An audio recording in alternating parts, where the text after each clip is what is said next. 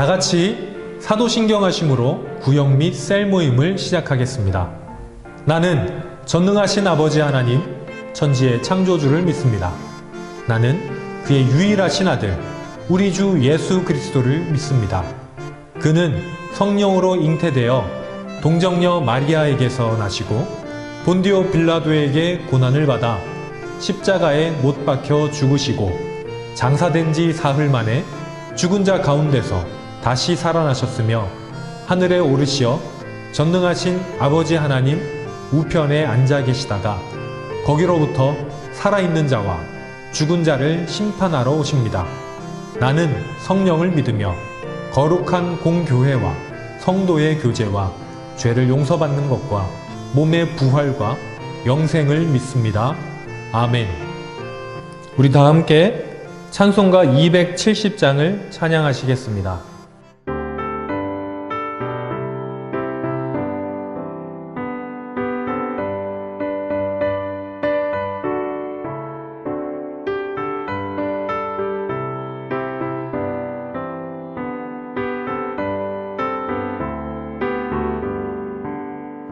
변찮는 주님의 사랑과 거룩한 보혈의 공로를 우리 다 찬양을 합시다.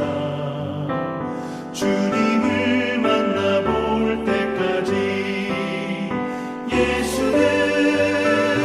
우리를 깨끗게 하시는 주시니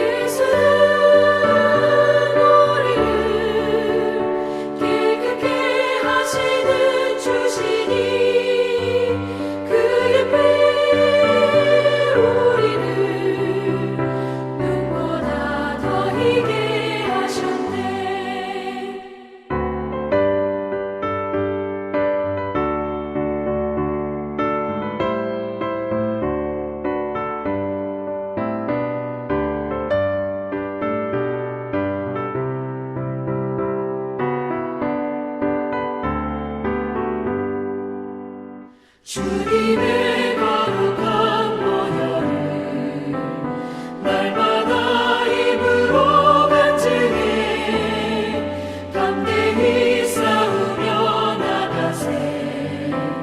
천국에 들어갈 때까지 예수는 우리를 깨끗게 하시는 주시니 그의 피 우리를 눈보다 더 희게 하셨네. 십자가 단단히 붙잡고 날마다 이기며 나가세. 머리에 면류관 쓰고서 주 앞에 찬양할 때까지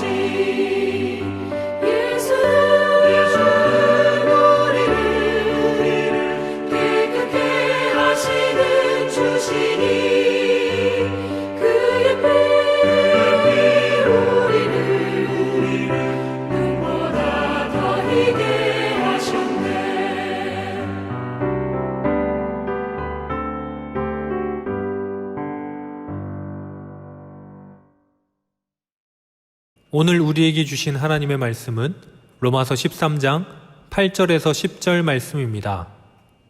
로마서 13장 8절에서 10절 말씀, 신약성경 258페이지입니다.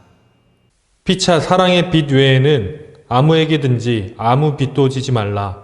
남을 사랑하는 자는 율법을 다 이루었느니라. 간음하지 말라, 살인하지 말라, 도둑질하지 말라, 탐내지 말라 한 것과 그 외에 다른 계명이 있을지라도 내 이웃을 내 자신과 같이 사랑하라 하신 그 말씀 가운데 다 들었느니라. 사랑은 이웃에게 악을 행하지 아니하나니 그러므로 사랑은 율법의 완성이니라. 아멘. 샬롬. 우리 성도님들 가운데 부활하신 하나님의 은혜와 기쁨이 충만하기를 바랍니다. 오늘 본문인 로마서 13장은 바울이 말하는 그리스도인의 윤리에서 가장 중요한 부분인 사랑에 대해 말하고 있습니다. 바울은요, 그리스도인들에게 마치 이웃에게 빚을 진 마음으로 또 그 빚을 갚는 마음으로 먼저 이웃을 사랑하라 라고 합니다. 여기에서 바울은 사랑을 빚으로 표현하고 있죠. 사랑을 빚으로 표현한 것은 빚이 가지고 있는 구속력과 부담감을 강조하려는 의도가 있습니다. 바울 사도는 이웃을 사랑하는 것이 계명을 지키는 일이고 사랑이 율법의 완성이라고 말하죠. 이렇게 사랑으로서 율법을 완성하게 된다면 율법을 따르지 못할 때 생기는 부담감, 자책감 같은 것들이 사랑함으로 빚을 갚아나가는 도전, 성취감, 자유함으로 바뀌게 될 것입니다. 오늘 본문에서 말하는 사랑의 빚이란 받을 자격이 없는데도 불구하고 먼저 사랑받는 것을 표현하는 것입니다. 우리가 아직 연약하고 죄인 되었고 곧 우리가 하나님께 원수 되었을 때 그때 그리스도께서 우리를 위해서 죽으심으로 하나님께서 우리에 대한 하나님의 사랑을 확증하셨습니다. 그러므로 우리는 사랑에 빚을 진 사람들이죠.